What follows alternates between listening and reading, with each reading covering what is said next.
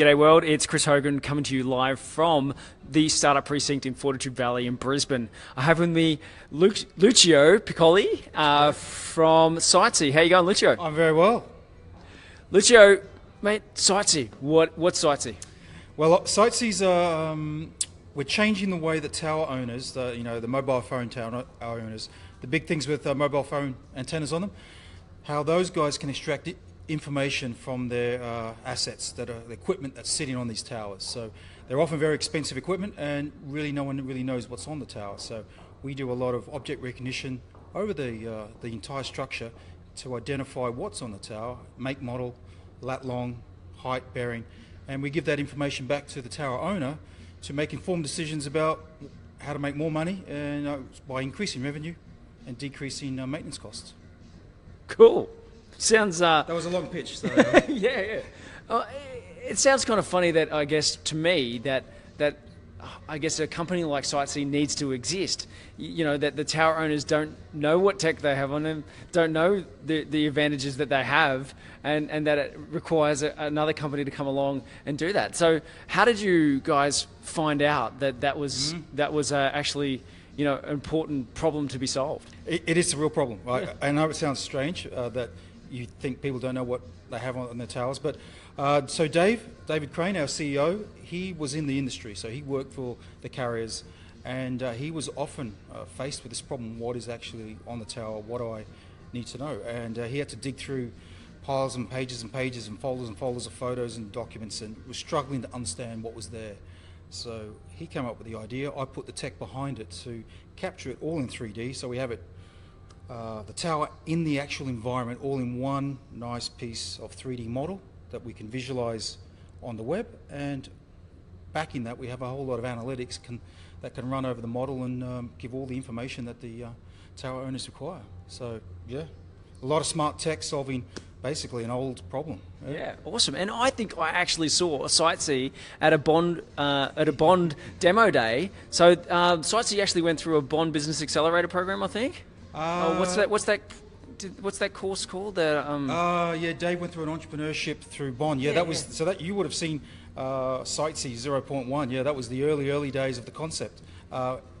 It's changed a little bit. It's pivoted slightly to have different sort of use cases, but the underlying tech is essentially the same. Yeah, great. And that's I guess there was some customer validation that was done, and it had to pivot, and that was important, and there's nothing wrong with that, right? So I guess there's a lesson in failure on the first idea to then pivot to a more successful idea. Yeah. I mean, our initial the initial pitch that you would have heard at Bond back this time last year was all about radiation analysis of a 3D model, which sounded great. We thought it was the greatest thing ever. Unfortunately, no one in the industry really could care less. What we did discover was they were very interested in knowing what the antennas were and how much rust they had on it. And we thought, really? So we moved the dial slightly to pick up these other artifacts that we may not have thought was our primary focus, but it turns out that's what they want, that's what customers want, and we just pivoted to fill that need. So great. And so now you're in the precinct, the Startup Precinct, and you've done a accelerator through River City Labs. That's right. Yeah. So it was a competitive process to get into the River City Labs accelerator. We got in, thank heavens, and they were fantastic because we really had no idea. David and I have both done startups, but we both realised they failed, and they failed for reasons that we sort of guessed, but the accelerator program put a lot of structure about decision making, planning and focus, and how to get that validation and move onwards. So we graduated from the program, and we now got a team of 8 or 9 devs. They keep growing, and we're kicking on. We got a lot of potential customer engagement. So our CEO is right now down talking to a big client, a potential client down south. So it's all happening now. It's busy days for us. Yeah. Awesome. So how many startups before this one failed? All of them. How many? So I failed 2. I think Dave Crane, our CEO, he co-founded another one with me, so that failed, and he's failed another one himself. So I think to each. Yep. And so through that, I guess, that failure, how were you paying the bills? Were they sideline projects while you were working in a job? Yeah. So I used to work for the man, right?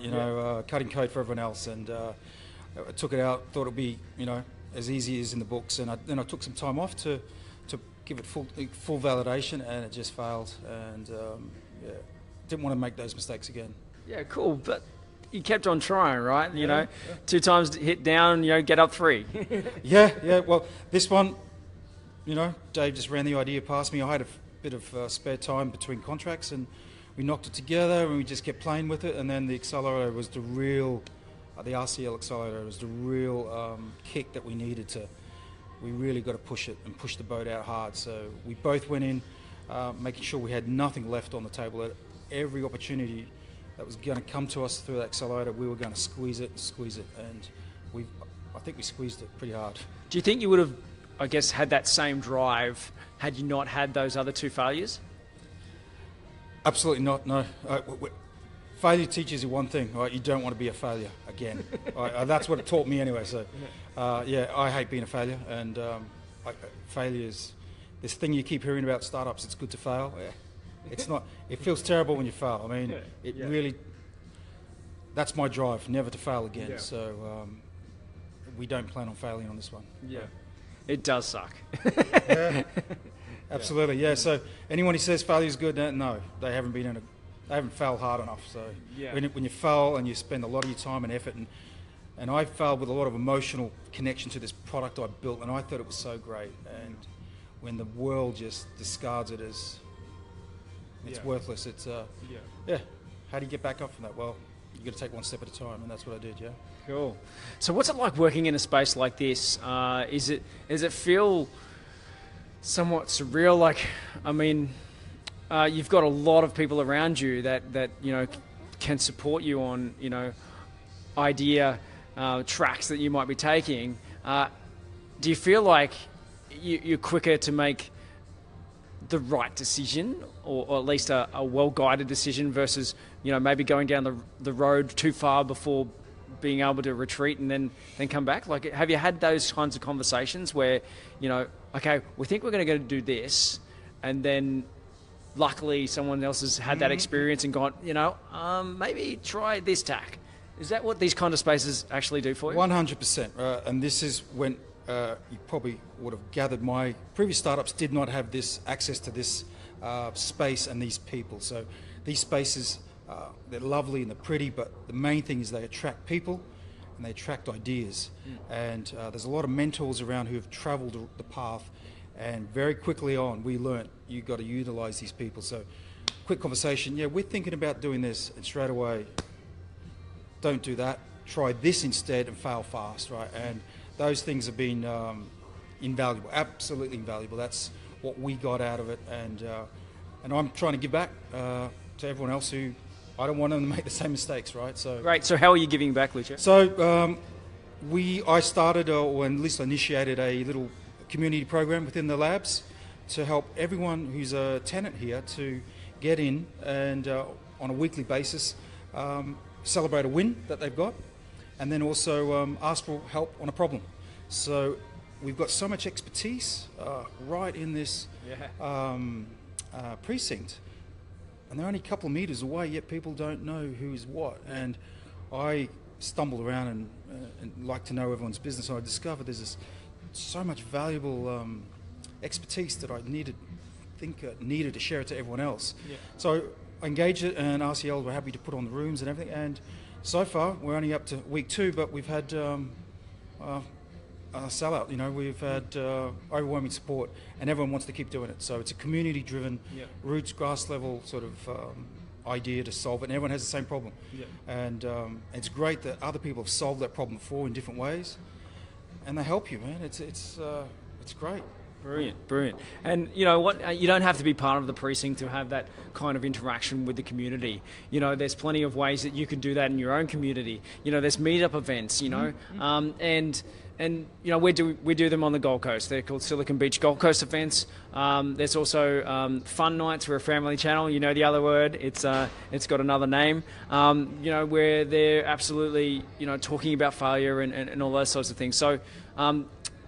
Networking, I think we've discovered here today, is not all about that stuffy bar, suit, one-to-one kinds of conversations with finger food and a wine, where you really don't get to solve a problem. You can actually, when you engage with like-minded individuals, like places like this or events that are run through RCL, then you can really start to get down to some really grassroots problems and go beyond them. So, and sorry I'm talking so much, but I just got that from what you just said. Like that's what's capable inside here. Yeah. But you're bringing people from outside into the to those types of problem solving events too, right? Yeah. So we've got we had Daniel who just visited from the US, just happened to be around.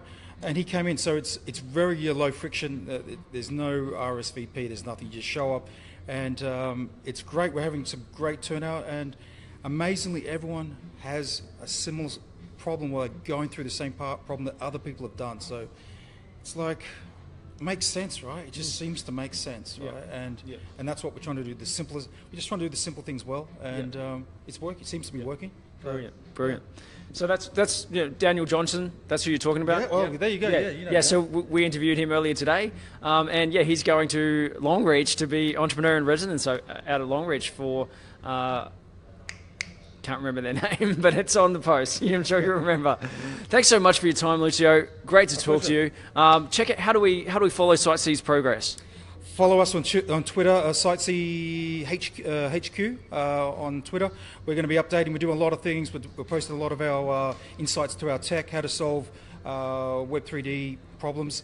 We're going to try and host a meetup to give back to the community, a Web3D meetup, hopefully, in the coming months. If you're around interested in Web3D or WebGL, 3D models, watch out for us on Twitter. Cool. Well, let us know when that is, and we'll tweet that out, or we'll share it on Facebook. So that's facebook.com/Beach City Life. Thanks for following, guys. Thanks for watching. Make sure you're commenting and letting us know what problems you want us to address in our question time. Thanks so much again, man. You're welcome. Cheers. Cheers, guys.